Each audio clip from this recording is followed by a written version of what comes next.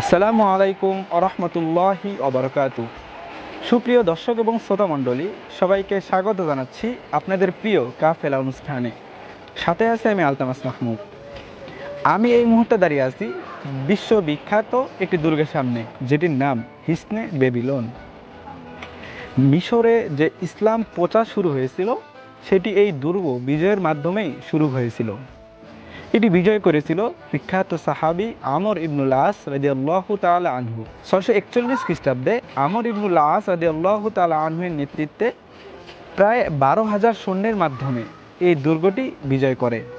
এরপর থেকেই ইসলামের ছায়া এই মিশরে প্রবেশ করে। চলুন দর্শক, আপনাদেরকে এখন দুর্গটি ঘুরে ঘুরে দেখাবো এবং এটির ইতিহাস সম্পর্কে জানাবো ইনশাআল্লাহ।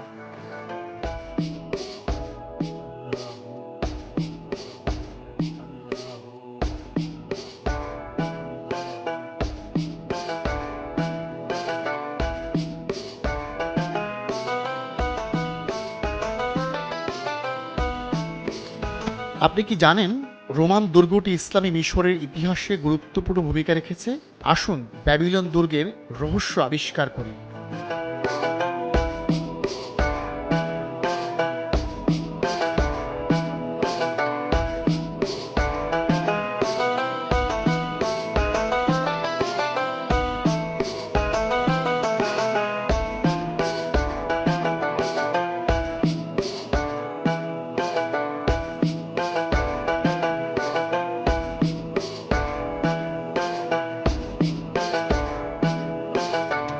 সুপ্রিয় দর্শক, আজকের পর্বে আমাদের একজন বিশেষ অতিথি আছে। আমরা তার থেকে এই হিসনে ব্যাবিলন সম্পর্কে আরও বিস্তারিত জানবো ইনশাআল্লাহ। আজকে আমাদের সাথে আছেন আল আজহার বিশ্ববিদ্যালয়ে অধ্যয়নরত শায়েখ আতিকুল ইসলাম ভাই। السلام عليكم ورحمة الله وبركاته. نحمده ونصلي على رسوله الكريم. أما بعد، قال تعالى في كلامه المجيد: أعوذ بالله من الشيطان الرجيم. بسم الله الرحمن الرحيم. وكان حقا علينا نصر المؤمنين. صدق الله العظيم.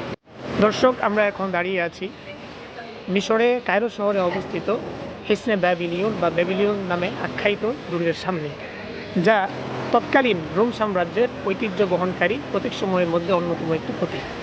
এর ইতিহাস দেখতে গেলে আমরা দেখতে পাই যে খ্রিস্টপূর্ব 6ষ্ঠ শতাব্দীতে ব্যাবিলিয়নের রাজা নেবুকেস সে মিশর জয় করে তখন শাসন করার সময় তিনি এই দুর্গকে প্রতিষ্ঠা করেন এবং পরবর্তীতে খ্রিস্টপূর্ব 1ম শতাব্দীতে রোম সাম্রাজ্যের রাজা আগস্তিস বা জিউস আগস্তিস সে এই সাম্রাজ্যের মাধ্যমে বা এই দুর্গের মাধ্যমে নীল নদ ও আলেকজান্দ্রিয়া শহরকে রক্ষা করেন। অন্য এক বর্ণনায় বলা হয় যে তৎকালীন সময়ের ফারাও সেনুস্টেট সে বাবিলিয়নদের সাথে রক্তক্ষয়ী যুদ্ধের পরে এই মিশরকে যখন দখল করে নেয়, তখন বন্দিরত ব্যাবিলিয়নরা বিদ্রোহ করে এবং তাদের আত্মরক্ষার জন্য এই দুর্গকে নির্মাণ করে। এই দুইটা বর্ণনা আমরা এই সূত্রে জানতে পারি।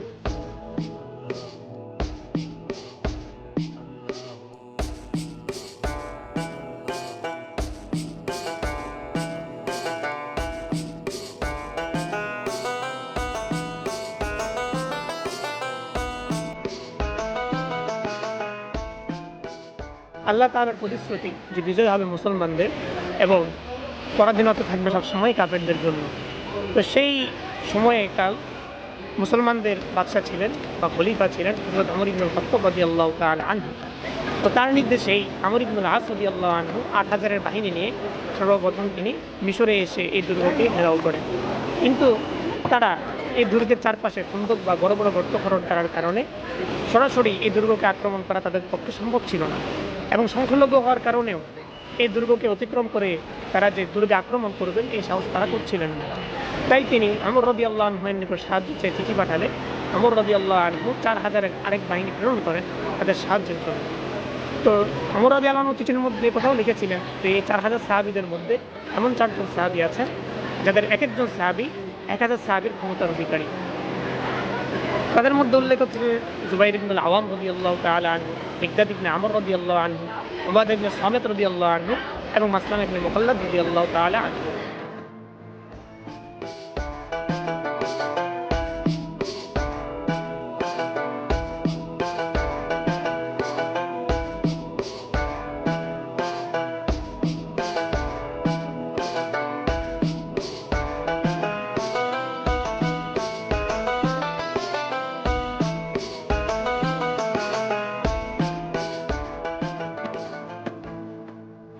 12,000-এর বাহিনী নিয়ে আল্লাহ তাআলার প্রতিশ্রুতি অনুযায়ী এবং তার সাহায্যের মাধ্যমে 641 হিজরি 16 এপ্রিল 641 হিজরি মোতাবেক 18 রবিউল আখির 20 হিজরিতে আমর ইবনুল আস রাদিয়াল্লাহু আনহুর নেতৃত্বে এই হিসনে বাবিলিয়ন বা বেবিলিয়ন দুর্গ মুসলমানরা জয় করতে সক্ষম হন।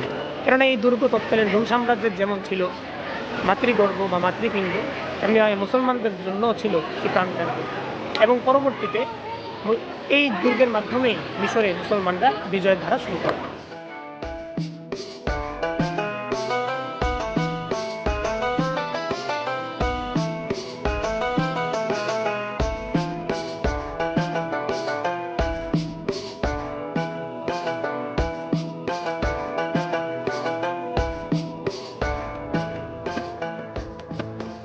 কায়রোর ব্যাবিলন দুর্গটি প্রাচীন মিশরের ইতিহাসে একটি গুরুত্বপূর্ণ স্থাপনা।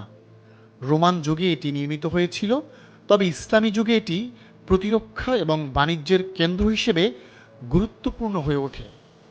মিশরের ইসলামিক শাসন আমলে এই দুর্গটি শহরের নিরাপত্তার জন্য একটি গুরুত্বপূর্ণ কেন্দ্র ছিল। দুর্গের বিশাল দেয়াল এবং কৌশলগত অবস্থান মিশরের ঐতিহাসিক ভূ রাজনৈতিক দিককে তুলে ধরে। আজকের দিনে এটি কায়রোর ইসলামিক ইতিহাসের একটি গুরুত্বপূর্ণ অংশ হিসেবে দাঁড়িয়ে রয়েছে।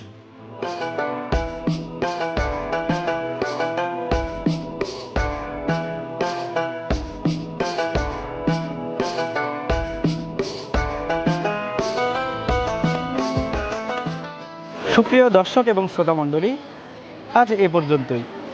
বিদায় নিচ্ছি বিখ্যাত দুর্গ হিসনে ব্যাবিলনের সামনে থেকে। দেখা হবে নতুন কোনো পর্বে, নতুন কোনো জায়গায়। সে পর্যন্ত সবাই ভালো থাকবেন, সুস্থ থাকবেন। আল্লাহ হাফেজ।